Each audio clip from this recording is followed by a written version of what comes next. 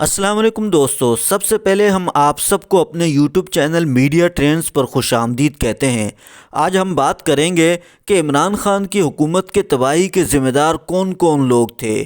خان صاحب کی حکومت کو تباہ کرنے میں 3 لوگوں نے انتہائی اہم کردار ادا کیا اور انہوں نے خان کی حکومت کو تباہ کرنے میں کوئی کسر نہیں چھوڑی، اور خان کے دور میں کرپشن کا بازار کیسے گرم رہا اور اس بہتی گنگا میں کس کس نے ہاتھ دھوئے، اور جنرل باجوہ نے عثمان بزدار کے متعلق کیا کہا، اور عثمان بزدار نے کس کس طریقے سے کرپشن کی، اور جنرل باجوہ نے عمران خان سے عثمان بزدار کو وزیر اعلیٰ کے عہدے سے ہٹا کر کن 2 لوگوں کے وزیر اعلیٰ بننے کے لیے نام پیش کیے، اور علیم خان نے پی ٹی آئی کی پارٹی قیادت کو کیوں دھمکیاں دیں، اور عمران خان کو شہزاد اکبر کی نازیبہ ویڈیو کس نے دکھائی، اور عمران خان نے جنرل باجوہ سے جنرل عاصم منیر کو ISI چیف کے عہدے سے ہٹانے کے لیے کیوں کہا۔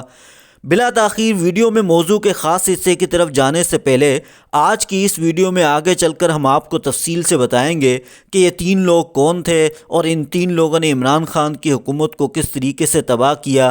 ویڈیو کی تفصیل میں جانے سے پہلے آپ سے گزارش ہے کہ اگر آپ نے ہمارے چینل کو سبسکرائب نہیں کیا تو چینل کو سبسکرائب کر لیں تاکہ اس طرح کی مستند خبریں آپ تک پہنچتی رہیں، اور آج کی اس ویڈیو کو آخر تک ضرور دیکھیں۔ جی تو دوستو، جاوید چودھری اپنے ایک انٹرویو میں بتاتے ہیں کہ عمران خان کی حکومت کی تباہی میں 3 لوگوں نے انتہائی اہم کردار ادا کیا: عثمان بزدار، شہزاد اکبر اور خاتون اول۔ عثمان بزدار صرف نالائق نہیں تھے، یہ انتہائی کرپٹ بھی تھے۔ عثمان بزدار کو وزیر اعلیٰ بنوانے کا تمام تر صحرا احسن جمیل گجر کے سر جاتا ہے۔ یہ انہیں انٹرویو کے لیے پہلی مرتبہ اپنی گاڑی پر بنی گالا لے کر آئے تھے۔ بزدار کو پارٹی میں جہانگیر ترین نے شامل کرایا تھا، لیکن میٹنگ کے وقت جہانگیر ترین نے عثمان بزدار کو نہیں پہچانا اور عثمان بزدار شکل سے جہانگیر ترین کو نہیں جانتے تھے۔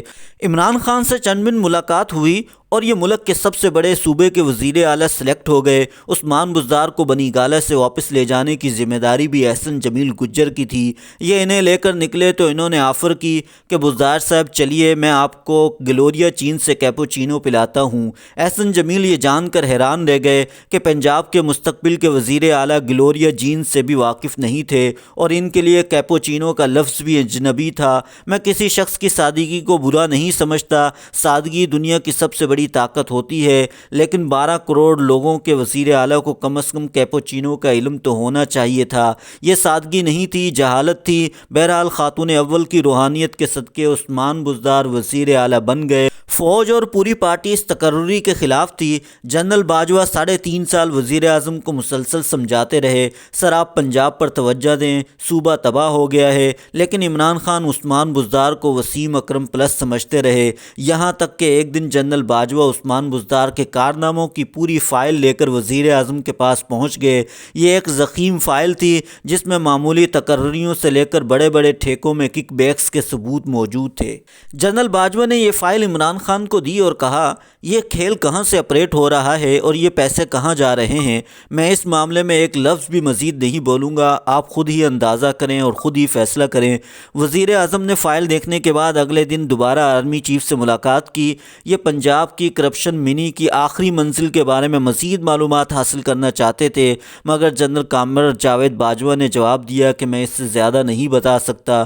اسٹیبلشمنٹ کا خیال تھا کہ یہ ثبوت کافی ہیں اور وزیر اعظم اب یہ سلسلہ بند کرا دیں گے، مگر دوسری طرف خاموشی گہری ہو گئی۔ جنرل باجوہ نے ایک دن وزیر اعظم کو بتایا کہ سر، ہمارے کور کمانڈر کے ماتحت 3 GOC ہوتے ہیں، یہ آفیسر رینک میں میجر جنرل ہوتے ہیں۔ میرا کوئی کور کمانڈر اگر ایک بار کسی GOC سے مطمئن نہ ہو تو میں اسے تبدیل کر دوں گا، یہ اگر دوسری مرتبہ GOC کی شکایت کرے گا تو میں سوچنے پر مجبور ہو جاؤں گا، اور اگر یہ تیسری مرتبہ کسی GOC کی شکایت کرے گا تو اس بار GOC نہیں بدلے گا، کور کمانڈر تبدیل ہوگا۔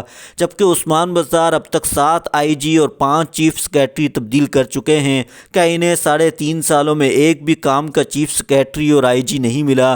سر، مسئلہ افسروں میں نہیں ہے، بزدار میں ہے۔ آپ اگر اپنی حکومت چلانا چاہتے ہیں تو آپ اسے تبدیل کر دیں، مگر عمران خان نہیں مانے، تاہم یہ ایک بار بزدار کو تبدیل کرنے کے لیے راضی ہو گئے اور جنرل باجوہ سے مشورہ مانگا۔ جنرل باجوہ نے جواب دیا، آپ کے پاس 2 امیدوار ہیں، علیم خان اور چودھری پرویز الہی۔ علیم خان کے پاس پیسہ ہے اور پرویز الہی کے پاس پولیٹیکل کیپٹل۔ آپ اگر امیر وزیر اعلیٰ چاہتے ہیں تو آپ علیم خان کو بنا دیں، اور آپ اگر خود کو سیاسی لحاظ سے مضبوط کرنا چاہتے ہیں تو پرویز الہی کو موقع دے دیں۔ فیصلہ بہرحال آپ نے کرنا ہے۔ عمران خان علیم خان کے لیے راضی ہو گئے، علیم خان کو فوری طور پر لاہور سے بلا لیا گیا، مبارکبادیں بھی ہو گئیں۔ وزیر اعظم نے دوسرے دن علیم خان کا اعلان کرنا تھا۔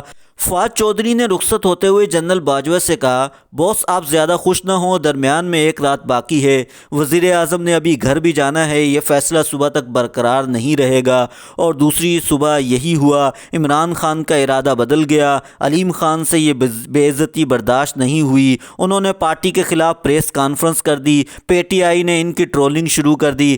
علیم خان نے اس پر دھمکی دی، آپ اگر باز نہ آئے تو میرے پاس جو کچھ ہے میں پبلک کر دوں گا۔ اس کے بعد آج تک پارٹی کی سینئر قیادت نے علیم خان کا نام نہیں لیا۔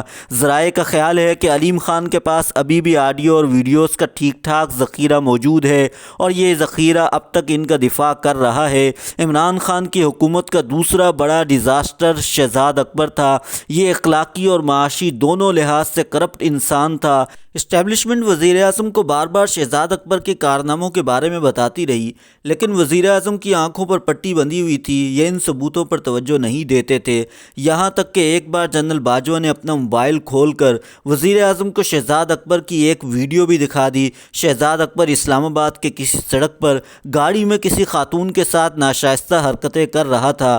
گاڑی سے ذرا دور سی سی ٹی وی کیمرہ لگا ہوا تھا، یہ حرکتیں اس کیمرے میں ریکارڈ ہو گئی۔ وزیر اعظم نے اس ثبوت کو بھی اگنور کر دیا۔ وزیر اعظم کو جب آخر میں احساس ہوا تو اس وقت تک بہت دیر ہو چکی تھی۔ شہزاد اکبر کو 24 جنوری 2022 کو اس کے عہدے سے ہٹا دیا گیا، اور یہ 17 اپریل کو نئی حکومت کے ایک اہم اتحادی کے ذریعے ملک سے باہر چلا گیا۔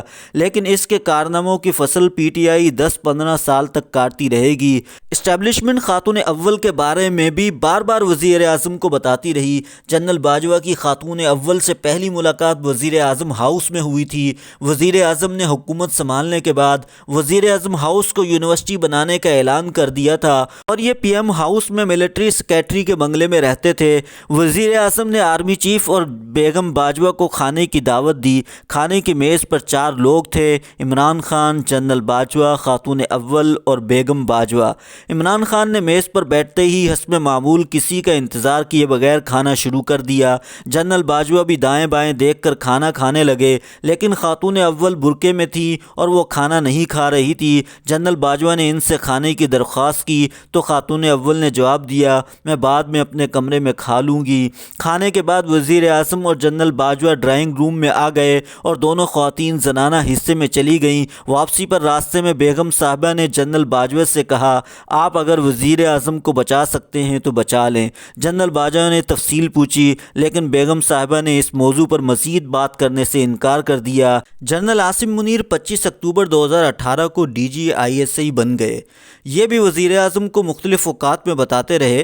یہ آخر میں وزیر اعظم کے پاس ثبوت بھی لے کر گئے، لیکن وزیر اعظم نے ثبوت پر توجہ دینے کے بجائے ڈی جی آئی کی تبدیلی کی خواہش ظاہر کر دی۔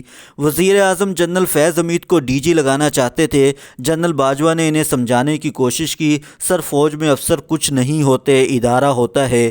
جنرل عاصم شاندار افسر ہیں، آپ کا فیصلہ درست نہیں، مگر عمران خان نہیں مانے۔ جنرل باجوہ ہر فورم پر کہتے ہیں، فوج نے عمران خان کی محبت میں 2 جرنیلوں کے امیچ اور 2 کے کیریئر کی قربانی دی: قمر جاوید باجوہ، عاصم منیر، فیض حمید اور فیصل نصیر۔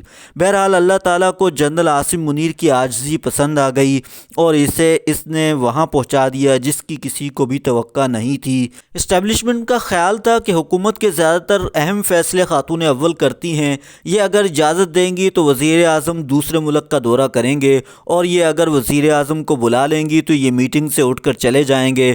وزیر اعظم نے 3.5 سالوں میں برطانیہ کا دورہ نہیں کیا۔ کیونکہ خاتون اول نہیں چاہتی تھی کہ عمران خان لندن جائیں اور اپنی بیٹیوں سے ملاقات کریں۔ اسٹیبلشمنٹ نے ایک بار بڑی کوشش کر کے 2021 میں برطانیہ سے وزیر اعظم کا انویٹیشن منگوایا، لیکن وزیر اعظم نے یہ دورہ اچانک ملتوی کر دیا۔ دیا۔ برطانوی ہائی کمشنر ناراض ہو گئے۔ یہ برطانیہ اور ہائی کمشنر کی بے عزتی تھی۔ جنرل باجوہ نے ان سے کہا کہ وزیر اعظم میرے باس ہیں، میں اسے کیسے مجبور کر سکتا ہوں۔ وزیر اعظم کو سمجھانے کی کوشش بھی کی گئی مگر یہ نہیں مانے اور یوں برطانیہ کے ساتھ بھی تعلقات خراب ہو گئے۔ اسٹیبلشمنٹ کا خیال تھا کہ یہ فیصلے خاتون اول کر رہی ہیں اور وزیر اعظم ان کے زیر اثر ہیں۔ جب وزیر اعظم کو سمجھانے کی کوشش کی جاتی تھی تو ان کا جواب ہوتا تھا بشریٰ بی بی ایک متقی اور پرہیزگار خاتون ہیں، یہ 36 گھنٹے کا روزہ رکھتی ہیں اور بتانے والے ایک دوسرے کا منہ دیکھ کر خاموش ہو جاتے تھے۔